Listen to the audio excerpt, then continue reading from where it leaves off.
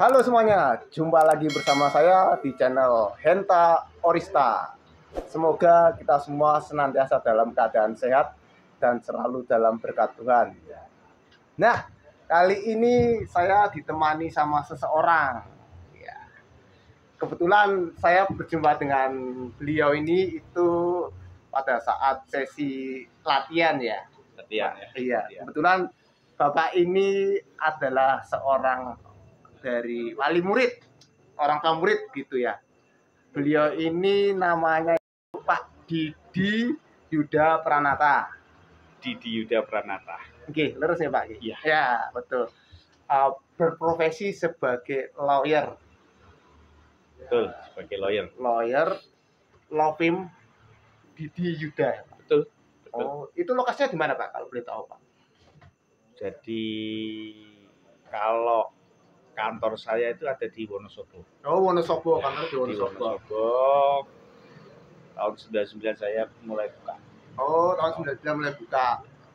Pak Didi Yuda Pranata atau sering disebut atau dipanggil ya Pak, dipanggil jangan disebut ya, dipanggil dengan Pak Didi. Itu jadi deg-degan saya Pak, biasanya biasa aja. Ini paham Mas ya Pak? Kalau kostum saya kayaknya. Tapi sebenarnya yang deg-degan aku ya. Kenapa Pak? Lah ora mudeng. Mudeng. Diomongke apa? Nah, ini ngomong mudeng nggak mudeng, jadi kalau saya ini Pak, saya ini kan profesinya itu kan sebagai pelatih bela diri Pak. Kalau ngomongin bela diri itu kita nggak lepas dengan yang namanya aturan yang ada di lingkungan, katakanlah gitu Pak. Tadi Bapak kan menyampaikan kalau Bapak udah jadi lawyer dari tahun berapa Pak?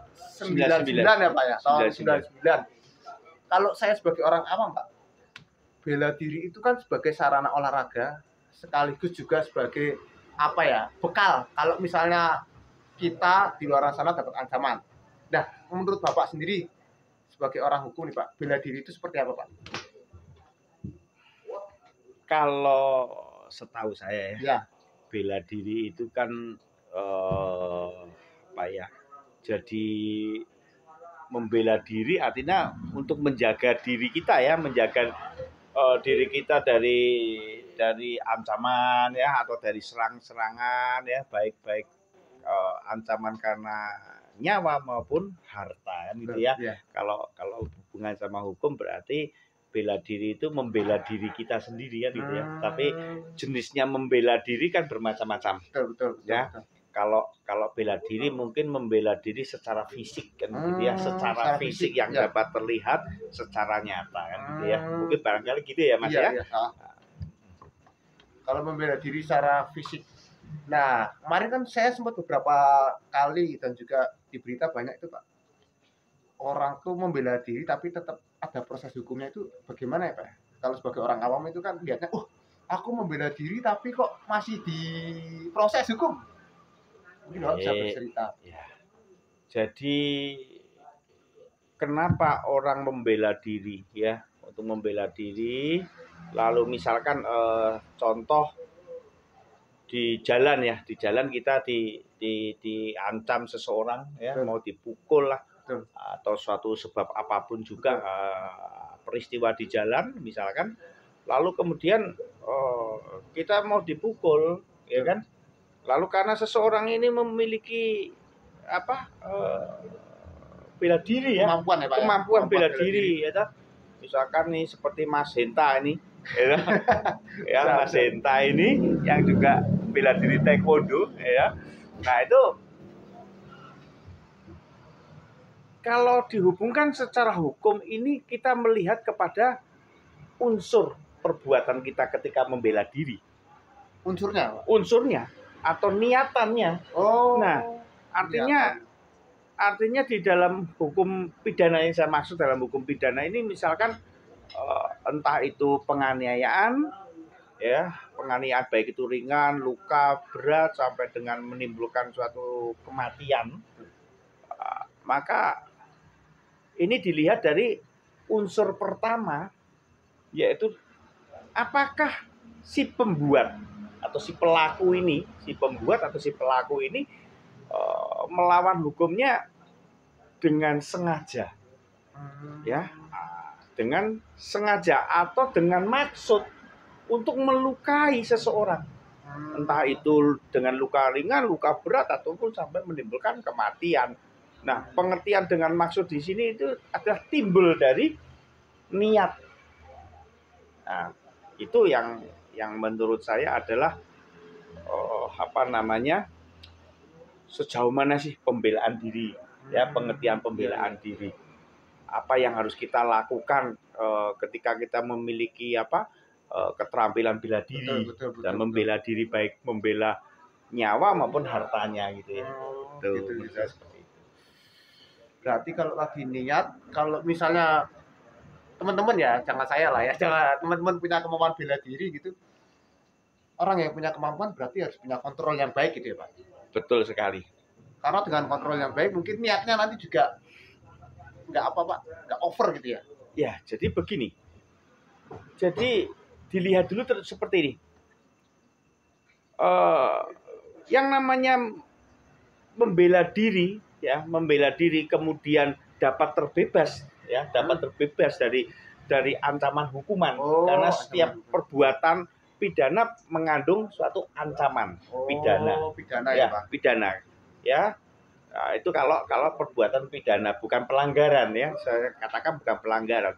Kalau ini penganiayaan, maka dia pidana, maka dia pasti hukumannya adalah mesti dengan penjara. Nah, artinya kalau ingin terbebas dari ancaman pidana, nah kemudian dilihat dari sejauh mana saya dikatakan membela diri dengan keterampilan bela diri saya, kan begitu hukumnya, hukumnya ya. Nah, itu dilihat dari membela diri. Kalau hukum syaratnya adalah bahwa ia memang membela dirinya itu sudah tidak mampu lagi untuk berbuat apa-apa, mempertahankan nyawanya Pak. Iya, sudah tidak mungkin lagi. Misalkan contoh, untuk berlari tidak mungkin, teriak-teriak minta tolong sudah tidak memungkinkan, ya. Kemudian kita artinya segala intinya, pada inti pokoknya, esensinya adalah kita sudah tidak dapat memiliki daya upaya apa-apa. Nah, ini jadi konteksnya, kata kuncinya adalah sudah tidak mampu lagi atau tidak memiliki daya upaya. Tanpa mau tidak mau harus saya lakukan.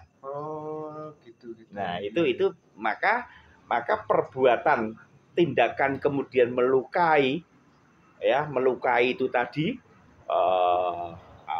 baik itu ringan dengan luka berat atau sampai meninggal dunia. Nah, maka itu secara hukum dapat dibebaskan atau yang disebutkan notwear. Ya, notwear itu artinya memang dikualifikasikan tidak dapat dipidana. Ada unsur pemaaf. Ya, hukum akan memberikan memberikan anugerah adanya unsur pemaaf. Karena sudah tidak mampu. Jadi syaratnya adalah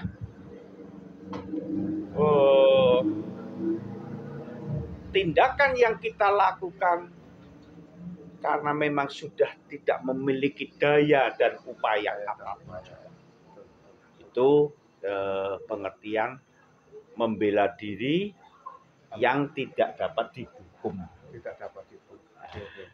Berarti itu adalah pertahanan terakhir kali. Kalau semisal nih Pak, pertahanan terakhir ini kan kalau bela diri kadang rata-rata tangan kosong ya Pak. Tangan kosong nih, kita ngomongin tangan kosong. Kalau misalnya ada yang sampai menggunakan seadanya itu berarti apa contohnya? Senjata. Gunting ya Pak ya. Misalnya ada yang menggunakan gunting buat bertahan diri, senjata tajam atau senjata tumpul, itu gimana Pak? Nah, kembali lagi.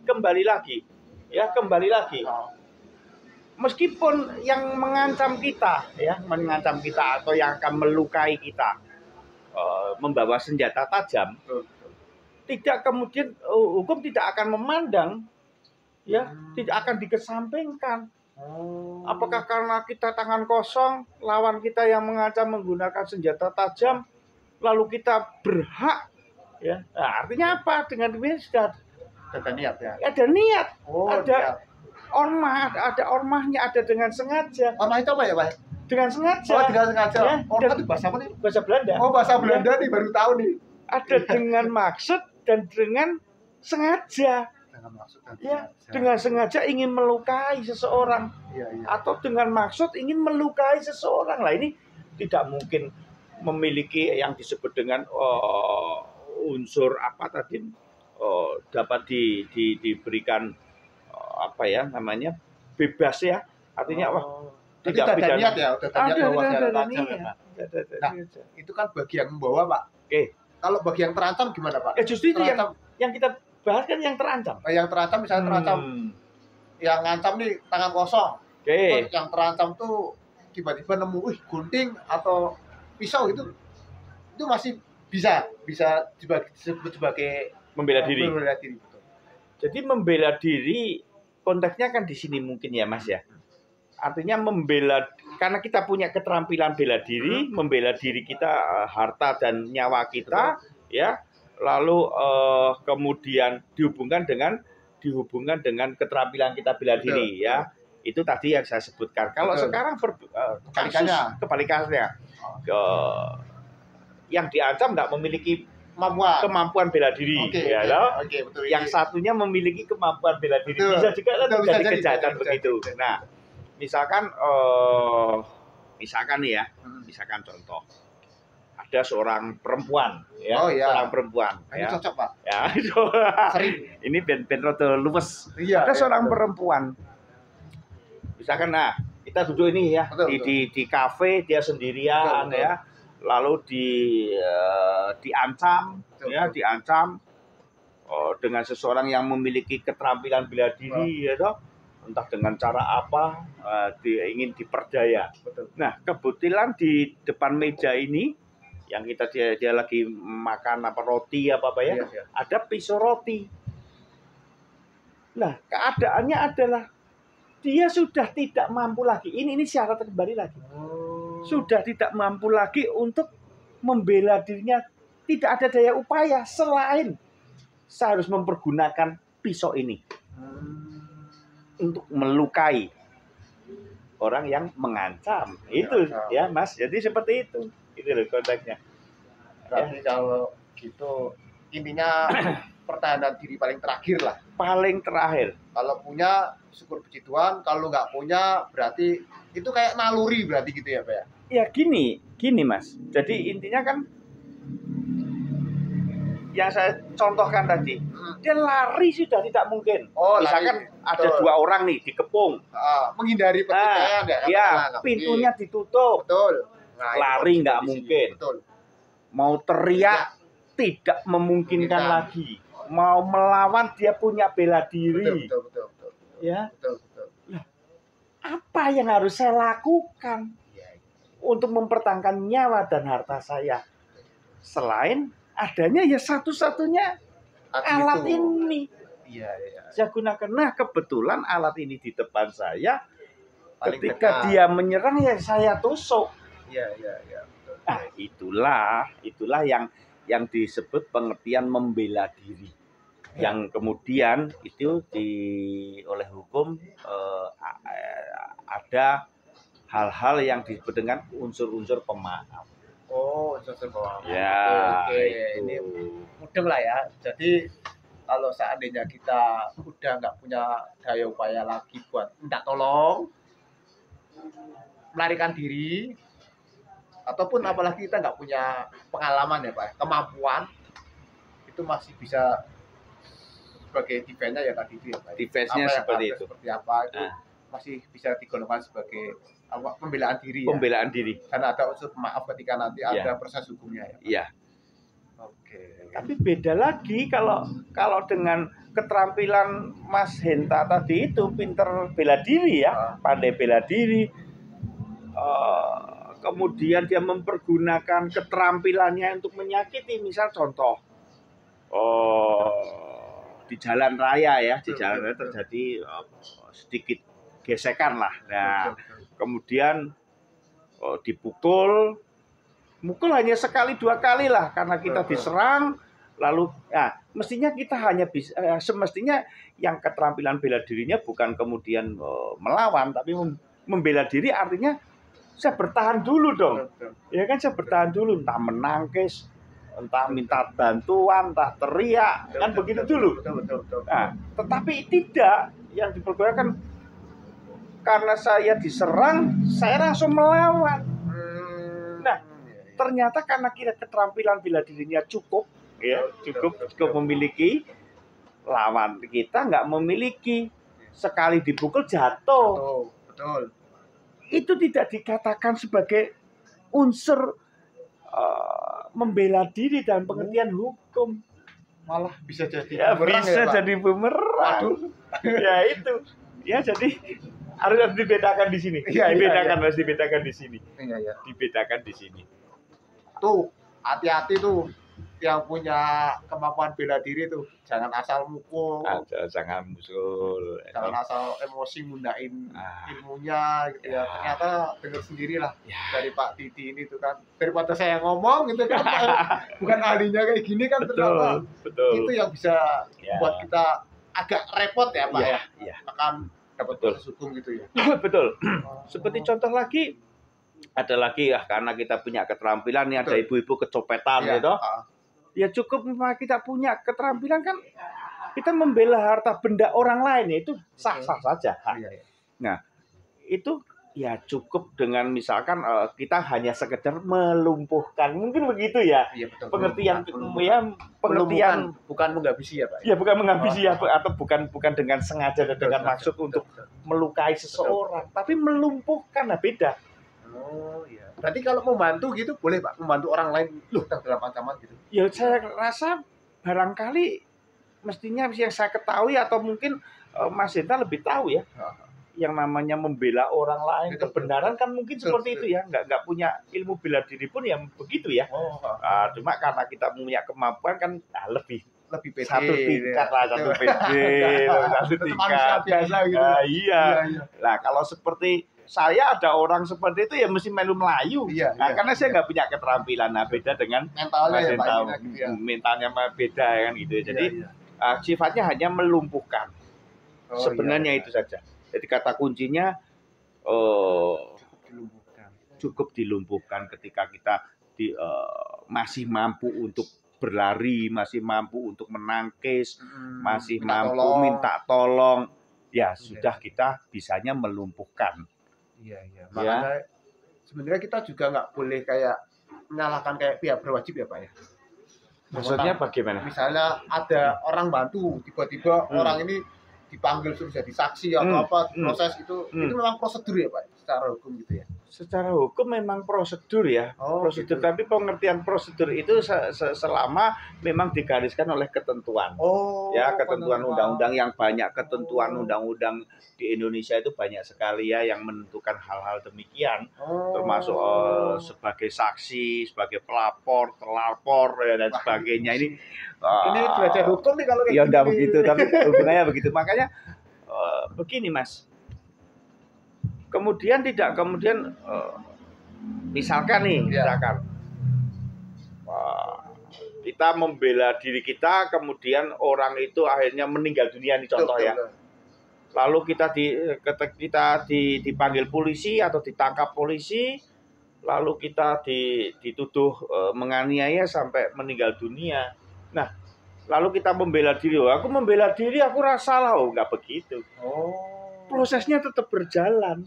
Apalagi ada penghilangan nyawa. Ya, itu tetap prosesnya berjalan. Ya, jadi tidak bisa hanya sekedar dihentikan di kantor polisi. Kalau di kantor polisi tidak cukup alat bukti, 2 alat bukti ya. Ini pengertian di sini. Mereka dipanggil sampai ditetapkan sebagai tersangka, berarti dugaan tindak pidana sudah cukup 2 alat bukti. Sudah mencukupi. Nah, ada kematian, misalkan misalkan ada kematian itu berarti kan fakta, 1 alat bukti. Ditambah lagi misalkan ada alat bukti lain, misalkan ada senjata atau ada saksi atau ada keterangan ahli kan. Nah, kan nggak mungkin dilepaskan begitu saja oleh polisi, nggak mungkin. Kenapa saya bilang begitu? Karena korban pasti punya orang tua atau keluarga, dia nuntut kok. Nah, Untuk kematiannya kok. Nah, diproses tetap. Jadi jangan disalahkan lalu polisinya. Wah, polisi ini ora fair, polisi ini dan itu keliru. Nah, tetap diproses dulu sampai tingkat pemeriksaan di pengadilan. Jadi yang memiliki benar dan tidaknya melawan hukum atau tidak nanti. Ya, ketika proses persidangan dengan suatu putusan pengadilan. Oh, ini memang orang ini membela diri dengan segala daya upaya sudah tidak mampu lagi, tanpa mau tidak mau harus saya lakukan. Tuh, jadi atau berbondong-bondong nih si keluarga tersangka yang tadi nggak bersalah, wah salah demo nang kantor polisi, nang kejaksaan rame-rame balangi kantor polisi ya, salah mana? Itu keliru lagi ya, itu ya keliru. Proses dulu dong, proses aja lah. Ya baik korban atau keluarga korban maupun si tersangka maupun keluarga tersangka ya jangan menyalahkan polisinya karena memang itu ketentuannya begitu. Prosedurnya gitu. Ya, prosedurnya. SOP mungkin SOP, ya. SOP ya. Produk keren SOP ini ora mudeng SOP ki apa? Standar operasional ya, Pak. Oh gitu ya. Kayak sih ya. Tapi tak ngertine ta SOP sop buntut. Enak wae malam-malam lagi. Oke, gitu Mas yang percaya. Apa lagi Mas? Berarti kalau pembelaan diri itu ini diri pribadi ya, Pak ya? Pribadi. Pembelaan diri itu pribadi ya? Bisa pribadi, bisa karena orang lain. Oh. Pribadi itu berarti ini termasuk pidana berarti. Dilihat dulu. Ini perkara melanggar yang namanya melawan hukum. Melawan hukum itu kan bisa melawan hukum pidana, bisa melawan hukum perdata. Mudahnya apa, Pak? Kalau sebagai orang awam, Pak, membedakan antara pidana sama perdata, Pak? Kalau pidana itu sifatnya adalah publik ya, umum. Oh, ya. Publik atau umum. Artinya begini. Hukum pidana itu yang mengatur hubungan antara subjek hukum orang itu sendiri dengan negara. Itu publik. Jadi yang menuntut tuh sebenarnya negara, bukan keluarga. Kalau keluarga korban ini ya dia sifatnya melaporkan, itu yang benar. Bukan menuntut. Karena yang menuntut sudah diwakili oleh negara yaitu jaksa. Sebenarnya itu kalau kadang image orang wah, karena keluarga korban menuntut. Jadi enggak begitu. Keluarga korban melaporkan nih loh. Adik saya kecopetan lah, rumah saya dicuri orang lah, barangnya dan sebagainya. Nah, itu berbedanya di situ, Mas. Kalau pidana, Pak. Nah, itu pidana ya. Jadi kalau perdata itu sifatnya adalah privat, antar pribadi. Oh, perdata itu privat ya. Contohnya ada ingkar janji ya, si A membeli mobil ya toh, ternyata mobilnya tidak sudah dibayar, mobilnya belum diserahkan. Tapi pengertian di sini konteksnya akan tipis, bisa perdata bisa pidana. Nah, kumis bayar kok. Lebih ada niatan udah bayar ya. Iya, nah dilihat lagi di sini unsurnya apakah pidana atau perdata. Dilihat tadi kalau pidana berarti di situ ada dengan sengaja. Memang dengan sengaja untuk melawan hukum pidana. Berbeda dengan perdata. Perdata belum tentu tidak dengan sengaja. Contoh hukum waris. Nah, kan bukan dengan sengaja saya menguasai tanah waris orang tua saya atau mbah saya kan belum tentu dengan sengaja saya ingin memiliki kan begitu. Cuma kebetulan saya ada di situ, warga saya yang lainnya nggak terima. Kan gitulah. Itu loh bedanya perdata pidana. Perdata sama pidana. Ya, perbedaannya di sana lah. Itu Mas. Kalau kita ngomongin hukum nih Pak, tahu saya Pak ya, yang bisa kena hukum atau proses hukum itu yang umurnya udah dewasa ya. Dewasa sendiri menurut hukum umurnya berapa Pak? Jadi begini ya. Hukum tidak memandang. Hukum tidak memandang usia. Mau dia masih anak-anak, mau dia sudah cukup umur ataupun sudah lanjut usia. tidak mengenal di sana. Hanya pembedanya itu ada di sistem apa ya, ketentuan saja sebenarnya. Tetapi tidak menggolongkan wah nek anak-anak sing ya sing orang dewasa tok sing bisa dihukum, anak-anak nggak bisa, tidak. Ya, soalnya di berita tuh kadang ngomong tidak bisa dipidana apa tidak bisa diproses hukum karena di bawah umur. Nah, itu loh, Pak.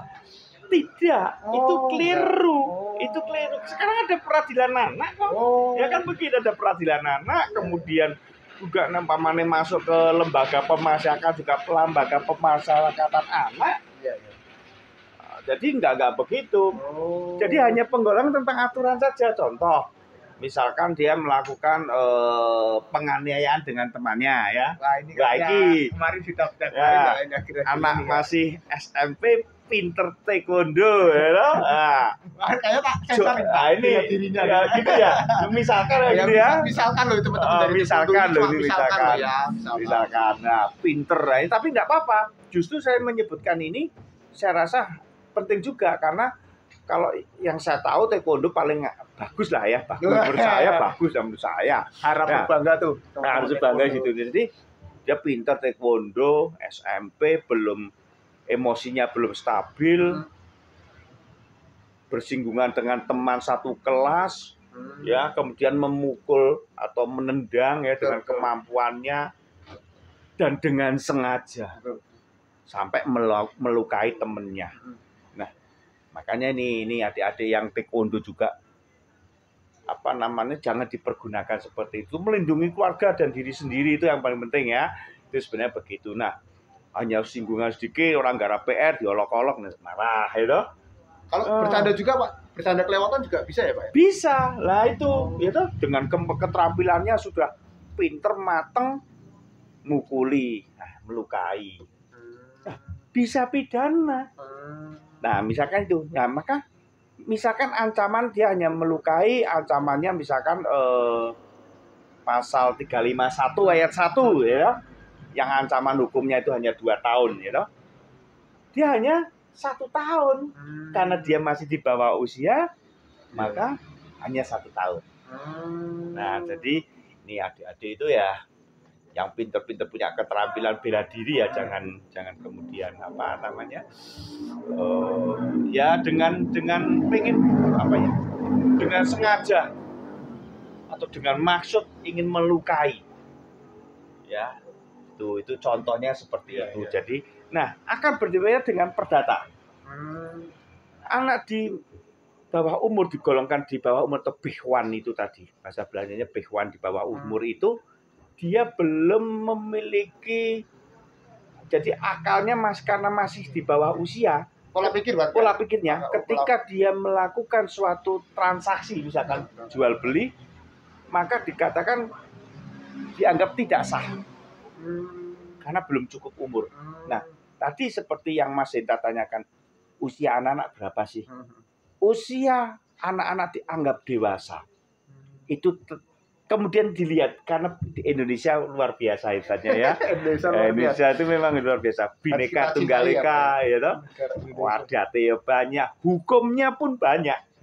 Jadi dikatakan hukum Islam dengan hukum Islam sudah mumayyiz itu adalah 17 tahun kan begitu ya. Hukum perdata berbeda lagi. Ya, 21 tahun. Hukum pidana itu beda lagi. Oh, gitu Pak. Iya. Baru tahu nih saya nih teman-teman. Jadi hukum adat berbeda lagi. Banyak juga ya Pak. Iya. Jadi mengenal hukum adat di Indonesia juga tergantung dari mana dia berasal kan. Dari Jawa lah. Dari Sunda lah, dari Batak lah, Sumatera, luar biasa hebatnya Indonesia. Nah, jadi itulah penggolongan. Jadi batasan usia pun berbeda-beda. Ya. Keren. Berarti kalau misalnya punya kemampuan, jangan dipakai buat ngusilin temennya, ya Pak. Jangan buat ngusilin temennya, tapi lewat kompetisi ya Pak. Ikut kejuaraan gitu. Ya, lewat hal yang positif ya Pak ya. Kalau itu sudah berbeda toh Mas. Iya. Nek melu buat pertandingan, Waduh lah, ini membanggakan diri sendiri beda. Nah, itu maksudnya kan hal positif Pak. Daripada positif kayak gitu kali. mendingan buat prestasi Wis ya. bangga duwe prestasi, wong tuane seneng ya. Nah, Itu. Nah, Bapak sendiri dulu ngikutin anak-anak itu bela diri nggak apa Pak? Kalau boleh tahu. Kalau saya begini, kenapa? Ya itu tadi kembali supaya satu dia bisa disiplin. Nah, dia ikut bela diri itu bukan untuk waduh aku pinter gelute menangan lah, bukan begitu ya. Bukan begitu, tapi saya ingin dia disiplin karena di bela diri pasti dia akan diajari oleh apa pelatihnya jamnya jam berapa berangkat, itu pulangnya jam berapa, di situ di arenanya latihan tuh bagaimana sikapnya, ya kan? Nah, itu kan dilatih disiplin. Itu yang pertama bagi saya adalah kedisiplinan. Kedua, pasti ya akan diajari tanggung jawab lah ini. Jadi saya dulu berharap anak saya bisa disiplin, itu nang omah bisa tanggung jawab. Nah, orang kayak wong tuane orang disiplin apa repot itu. Enggak disiplin aja kayak gini ya. Orang disiplin kok ngene, tanggung jawab ya selalu. Tapi makanya saya pengen anak-anak saya dulu. Anak saya itu cewek, cowok ya ikut semua ikut. Nah, itu pengen berdisiplin, tanggung jawab. Nah, terlebih lagi membela diri. Kita konteks pembicaraan membela diri. Nah, dia bisa membela dirinya sendiri. Nah, itu yang saya harapkan. Sekolah di jalan kan belum tentu diantar sama mama papanya. Nah, itu kan bisa membela diri ketika dia memang mau tidak mau harus membela diri. Mau tidak mau. Worth it nggak Pak? Kalau misalnya anak-anak tuh belajar bela diri Pak? Kenapa? Worth it nggak? Saya rasa ya wajib ya. Wajib Ya. Wajib. Sehat kok. Oh, ya. Dari sisi awam. Wah, sehat. Disiplin. Ketemu teman seneng terus. Oh iya, katanya kalau olahraga menghasilkan hormon apa gitu ya? Wah, nah itu udah tahu. Katanya segitu katanya Pak. Bikin kita happy yang olahraga. Gitu. Itu cari apa? Ahli gizi ya? Ahli ilmu olahraga. Ya. Jadi banyak kok ya kalau bela diri itu justru menurut saya memang di samping tidak beda olahraga lain ya bagus sekali, bukannya tidak bagus ya. Bela diri pun ya bagus sekali, semua bela diri juga banyak ragamnya juga bagus semuanya, nggak ada yang jelek kan, nggak ada yang apa namanya, semuanya pokoknya sama semua lah. Jadi yang spesial nggak ada lah, menurut saya kabeh sama. Nah, jadi kalau bela diri di sini ya alasan ini kembali subjektif ya. Kenapa anak saya ikut ya subjektif ya dulu. Itu olahraga sehat ya, prestasinya dapat ya, tanggung jawabnya bisa dapat, disiplinnya dapat. Nah, tanggung jawabnya apa? Salah satu yang menjadi motor penggeraknya, yaitu tadi kembali kepada membela diri. Wis mau tidak mau, jadi membela diri yang betul-betul sudah tidak mampu lagi. Itu jadi ya kepepet, jadi wong Jawa ngomong kepepet lah piye neh, wis ora apa-apa lah nganggo basa kepepet itu tadi. Kepepet, tapi memang harus ya Pak, harus punya controlling diri yang baik. Ya, ada kontrol. Tapi memang saya rasa kalau orang semakin berilmu katanya kayak padi ya Pak, semakin produk dan bisa lebih bijaksana ya Pak ya. Tanggung jawabnya makin besar ya. Makin besar. Ya tanggung jawabnya. Nah itu jadi sudah barang tentulah di tiap-tiap pelajaran yang ia dapatkan, anak-anak ini kami harapkan kan contoh subjektivitas saya pribadi, anak-anak ini kan ilmu tanggung jawab ini, yang tanggung jawab menyelesaikan masalahmu dewe lah, itu kan pasti diajari di sana. Gitu. Contoh ini misalkan ikut bela diri, ketika dia kepepet, diserang oleh lawanmu, dia harus menyelesaikan sendiri, ngatasi dewe masalahmu lah, itu tanggung jawab. Iya betul Pak. Jadi dalam arti secara umum loh saya nantinya akan diperluas secara umum bentuk tanggung jawab. Betul. Kamu punya masa selesaikan dewe kan Iya, gitu iya, ya. iya. Orang kemudian minta tolong sana sini, ngumbar suara sana sini. Iya. Mung status orang buat apa ya? Tulisannya mung status di sana kan itu. Tanggung jawab dialih ke orang lain itu. Masalah-masalahmu itu. Jadi itu memang sekarang banget Pak. Sensitif banget ya Pak. Ya itu. Justru mas sensitif lah. Saya banyak temennya statusnya bukan buat si A jadi ribet. Nah, itu ya ketersinggungan lagi. Nah, jadi itu salah satu. Ya itu Mas, apalagi Mas kira-kira. Ya, Mas. apalagi kira-kira. Bapak udah banyak banget ngasih pengalamannya Pak. Wah ya udahlah. Nah ini Bapak mungkin mau berpesan nih buat anggap aja buat kami yang punya kemampuan bela diri, baik bagi diri sendiri ataupun bagi orang lain. Dan juga yang kedua pesan buat orang-orang di luar sana. Kalau saya pribadi melihat tuh sekarang tuh dunia itu makin apa ya?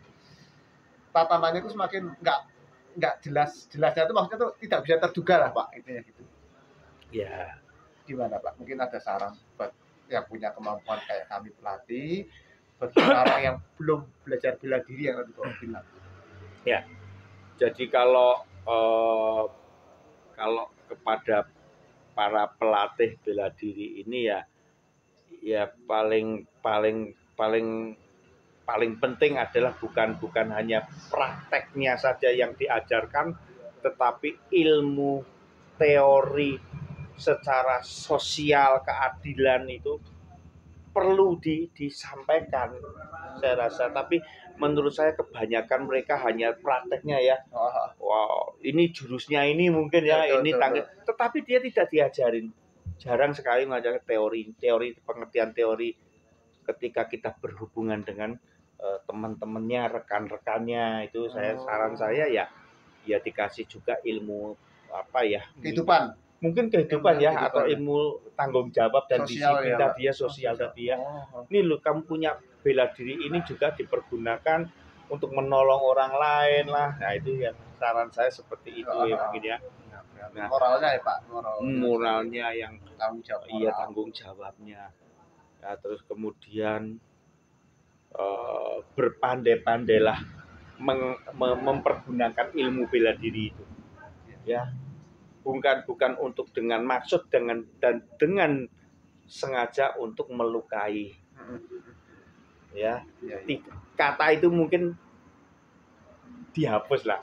Dengan sengaja dan dengan maksud untuk melukai. Karena aku duwe bela diri ya, bukan begitu, tetapi memang benar-benar untuk melindungi diri sendiri, melindungi harta benda kita sendiri, dan melindungi keluarga maupun orang lain yang memang harus bisa kita lindungi.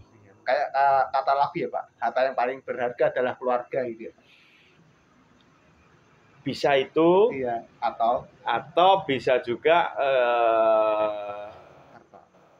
ya dengan harta dan sebagainya. Ya kita memang nomor satu ya memang harus damai ya. Betul. Ya itu yang meskipun apa ya dunia seperti ini ya kita damai lah ya. Ya hidup damai itu paling indah. Bagi teman-teman yang belum punya bekal bela diri gimana Pak? Kalau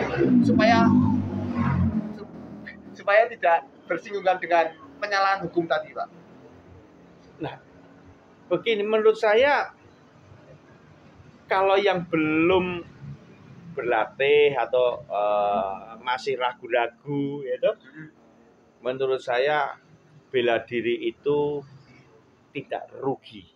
Seni bela diri, seni bela diri itu tidak rugi. Di samping olahraga lainnya juga luar biasa bagus. Betul. Bagus prestasi, tidak merugikan. Betul. Tapi dengan ilmu bela diri, saya rasa ketika kita perlu perlindungan diri kita sendiri, itu di saat zaman yang serba tidak karu-karuan. Tadi saya bilang ya, tatanannya tuh amburadul. Hubungannya kan ya. Jadi nang dalan apa biasanya geber anak sekarang yang tadi lewat ya Pak. Lah ya. Sing satu ra trimo. Wah jadi pentelengan, wadesuk. Nah, Nah, itu. iya. Tapi dengan ilmu bela diri bukan untuk dengan sengaja dan dengan maksud melukai. Ya. Oke. Ya, Ya. itu saran saya seperti itu. Betul. Nah ini Nah. saya coba menyimpulkan ya Pak dari obrolan Oke. kita ya Pak ya.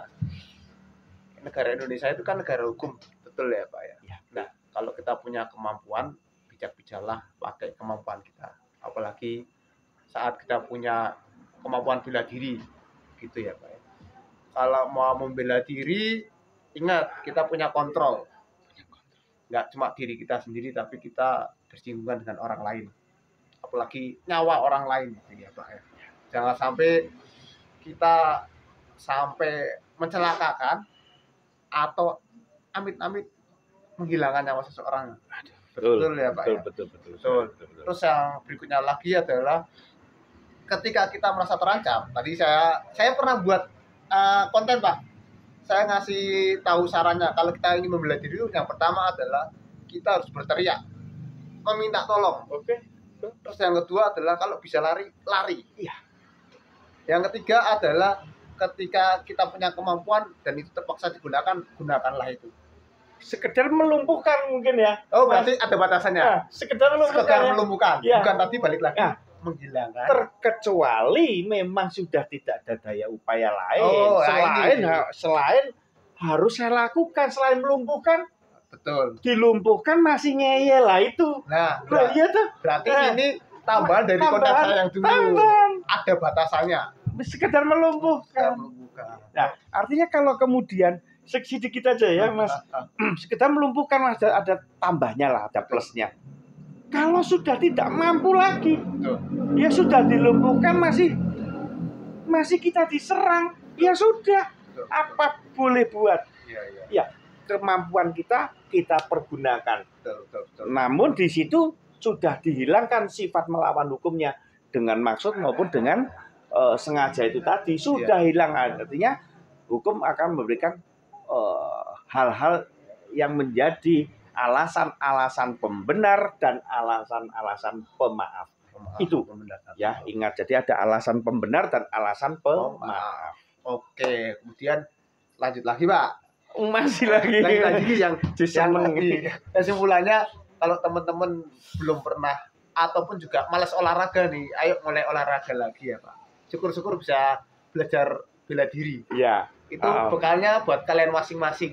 Karena nggak setiap saat tuh kita selalu bersama dengan orang tua, orang tercinta sama kita, orang yang selalu melindungi kita, begitu ya Pak ya. Betul sekali.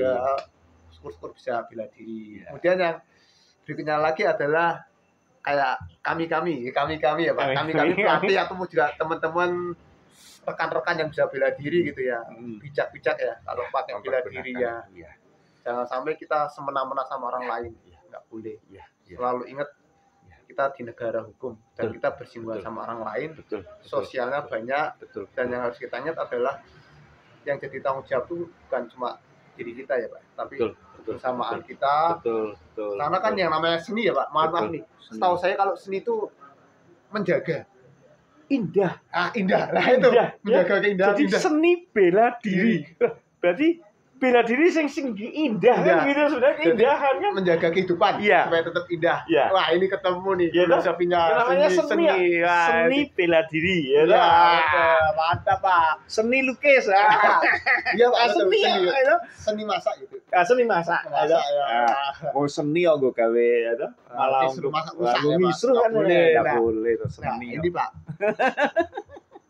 Kalau misalnya amit-amit Pak, amit-amit nih Pak, ada yang nonton, kemudian lagi dalam problem dan bingung misalnya, mungkin bantuan hukum mungkin dari Bapak bisa sekalian promosi, nggak apa-apa Pak.